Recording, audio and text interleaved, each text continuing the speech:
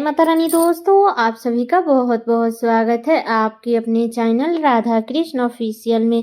उम्मीद करती हूँ आप लोग बहुत ही अच्छे होंगे। तो ये बताने के लिए कमेंट बॉक्स में ओम नमः शिवाय जरूर लिखिएगा। तो चलिए दोस्तों, आज हम इस वीडियो में फाल्गुन मास महात्म्य के 10वें अध्याय की कथा सुनेंगे। तो आप लोग कथा पूरा जरूर सुनिएगा और कथा सुनने के बाद आप लोग वीडियो को लाइक और चैनल को सब्सक्राइब जरूर कर दीजिएगा। तो चलिए सुनते हैं आज का महात्म्य।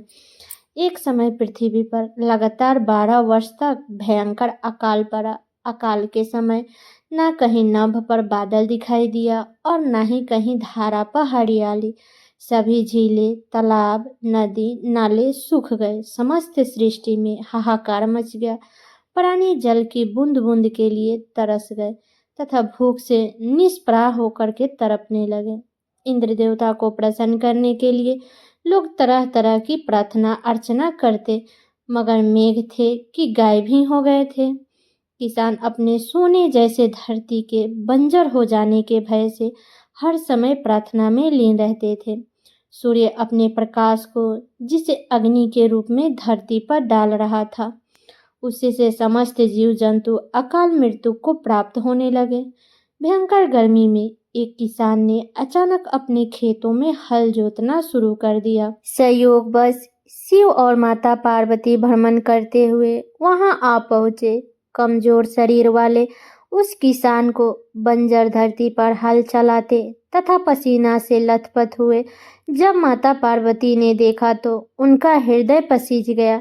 वह सोचने लगी कि यह किसान बिना जल के धरती पर हल क्यों चला रहा है।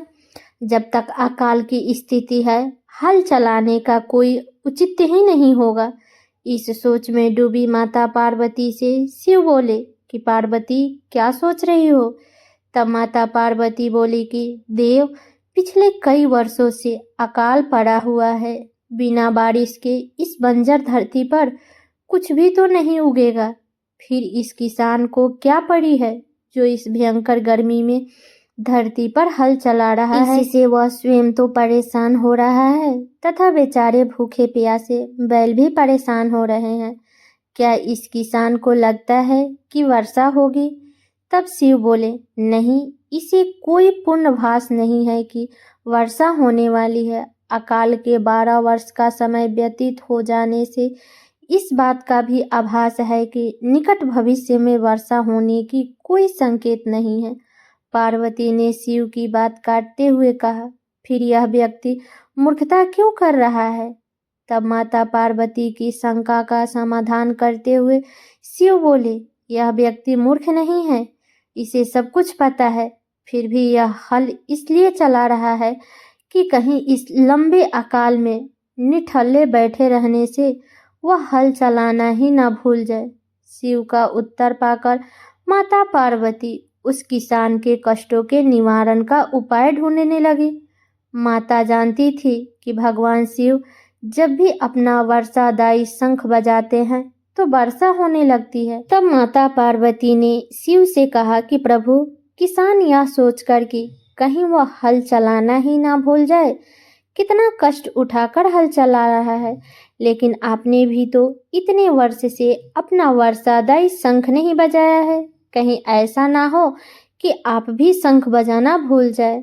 माता पार्वती की बात सुनकर भगवान शिव बोले कि नहीं पार्वती, ऐसा नहीं हो सकता। शिव तापक से बोले, मैं शंख बजाना भला कैसे भूल सकता हूँ। तब पार्वती झट से बोली, ऐसा क्यों नहीं हो सकता स्वामी, इतने वर्षों से आपने शंख नहीं बजाया। ऐसे में हो सकता है कि आप शंख बजाना ही भूल गए हो। तब शिव बोले, नहीं पार्वती, मुझे शंख बजाने आता है और मैं अपना शंख बजाना ना तो मैं भूला हूँ और ना ही भूल सकता हूँ। तब शिव ने पार्वती की शंका निवारण के प्रयास में कहा, मगर पार्वती अपनी जगह अडिग थी। कहने लगी कि प्रभु, अगर ऐसा नहीं है तो एक बार बजाकर क्यों नहीं देख लेते। तब पार्वती की बात सुनकर शिव को लगा कि वे संदेह में घिर गई है। संदेह निवारण करने के लिए उन्होंने तुरंत अपनी झोली से वर्षादायी शंख निकाला और पूरे वेग से उसे बजाने लगे। बस फिर क्या था, शंखनाद होते ही समूचे आकाश में मेघ घिर गए। काले रंग के घनघोर बादल आकाश में हो गए और बारिश ना हो, ऐसा भला कैसे हो सकता है। शिव पूरे वेग से शंखनाद करते रहे और मेघ भी पूरे जोर से बरस पड़े। देखते देखते मूसलाधार बारिश होने लगी। समुच्ची धरती जलमग्न हो उठी। इतनी बारिश हुई कि सारी धरती की प्यास बुझ गई। किसान नाचने लगे। मानव ही क्या, पशु पक्षी भी शिव की इस कृपा से धन्य हो उठे। माता पार्वती इस समूचे संसार की प्रसन्नता से गदगद हो उठी। माता पार्वती जो अपनी व्यवहार कुशलता के कारण पृथ्वीवासियों को संकट से बचाने के कारण ही जगदम्बा कहलाई। वे शिव जी से मुस्कुराते हुए बोली कि स्वामी, आप तो सचमुच भोले भंडारी हैं। तो ये है फाल्गुन महात्म्य के 10वें अध्याय की कथा। तो ये कथा यहीं पे समाप्त हुआ। तो सब लोग बोलिए शिव शंकर भगवान की जय, माता पार्वती की जय।